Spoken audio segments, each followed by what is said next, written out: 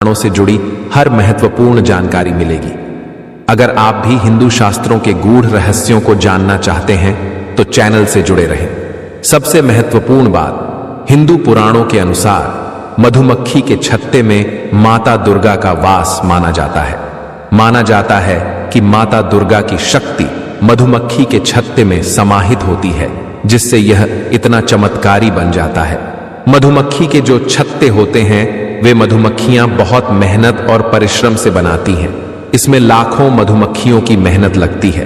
अब एक बात जान लीजिए, जहां दिव्य शक्तियों का वास होता है, मधुमक्खियां अपना छत्ता वहीं बनाती हैं, जैसे पेड़, घर या खाली कमरे।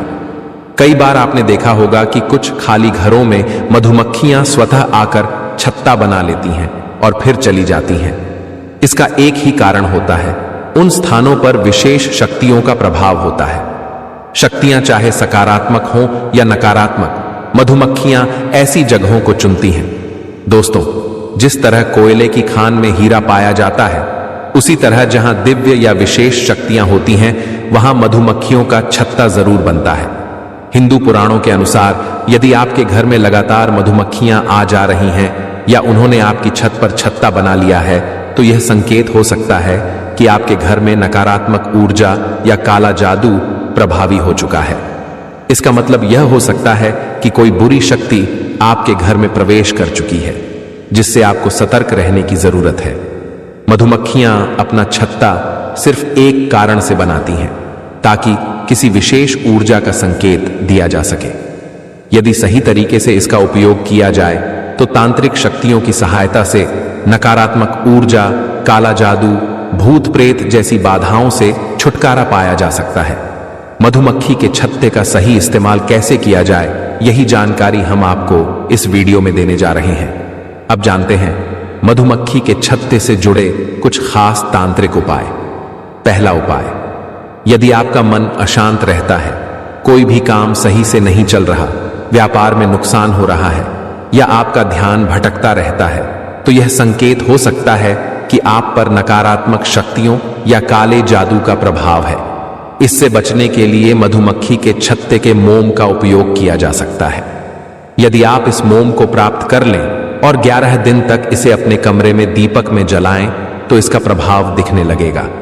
आप मोम को दीपक में रख सकते हैं और बाती लपेट कर जला सकते हैं।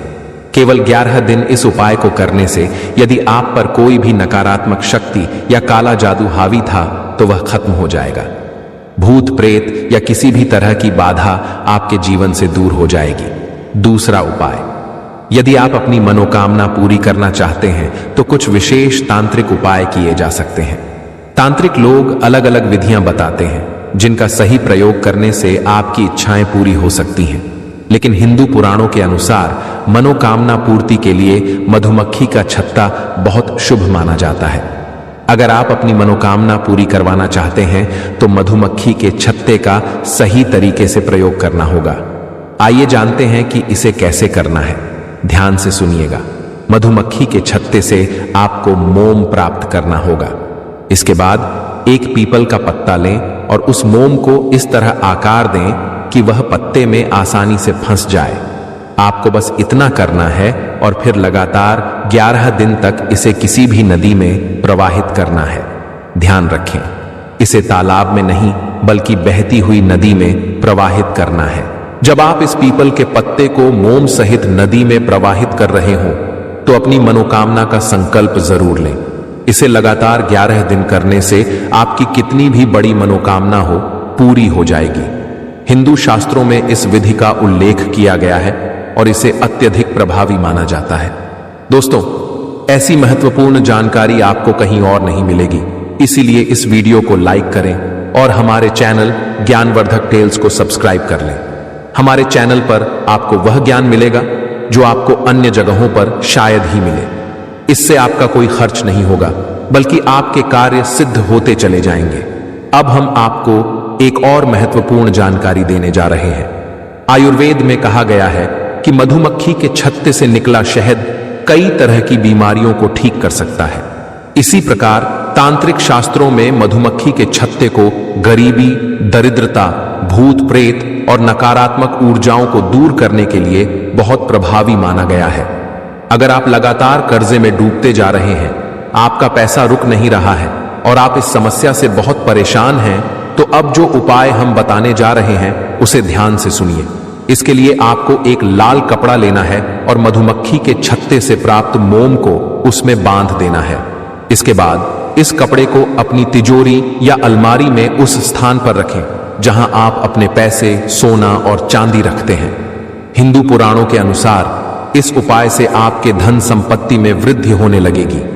आपने बिल्कुल सही सुना दोस्तों, आज भी कई करोड़पति और अरबपति इस विधि को अपनाते हैं और उनके घर में हमेशा धन की बरकत बनी रहती है। अगर आप भी चाहते हैं कि आपके घर में धन की बरकत हो, तो मधुमक्खी के छत्ते से मोम लेकर उसे लाल कपड़े में बांधकर अपनी तिजोरी में रख दीजिए। दोस्तों, आपकी तिजोरी में रखा हुआ सोना, चांदी, रुपए और सिक्के में बढ़ोतरी होगी और आप अपने कर्ज से मुक्ति पाने लगेंगे। जिस कर्ज से आप लंबे समय से परेशान थे, अब उससे राहत मिलेगी और आपके घर में धन की वृद्धि शुरू हो जाएगी। इस बात पर कमेंट सेक्शन में एक बार जय महालक्ष्मी जरूर लिखें ताकि आपको मां लक्ष्मी का आशीर्वाद प्राप्त हो। अब जो उपाय हम आपको बताने जा रहे हैं, उससे आप अपने शत्रु का नाश कर सकते हैं। ध्यान से सुनिए। आपको मधुमक्खी के छत्ते से मोम प्राप्त करनी है और काली हल्दी लानी है। ध्यान रहे, आपको काली हल्दी ही लानी होगी। इस हल्दी को मधुमक्खी के छत्ते से प्राप्त मोम में मिला दें। इसके बाद अपने शत्रु का नाम लेते हुए इसे किसी भी तालाब, नदी या नहर में प्रवाहित कर दें। अगर आपने यह प्रक्रिया लगातार 11 दिन तक कर ली, तो जो व्यक्ति आपका नुकसान करना चाहता था, वह आपसे घबराने लगेगा। वह आपके नाम से भी डरने लगेगा और किसी भी तरह से आपसे मित्रता करने की कोशिश करेगा।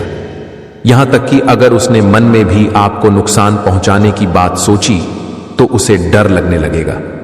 दोस्तों, ये सभी प्रयोग हिंदू पुराणों और ग्रंथों में स्पष्ट रूप से लिखे गए हैं। हम इन्हें पूरी छानबीन के बाद आपके लिए लेकर आते हैं ताकि हमारे हिंदू भाई बहनों का भला हो सके। लेकिन आपसे एक निवेदन है दोस्तों, हमारा चैनल ज्ञानवर्धक टेल्स सिर्फ जनहित और जन कल्याण के उद्देश्य से काम कर रहा है।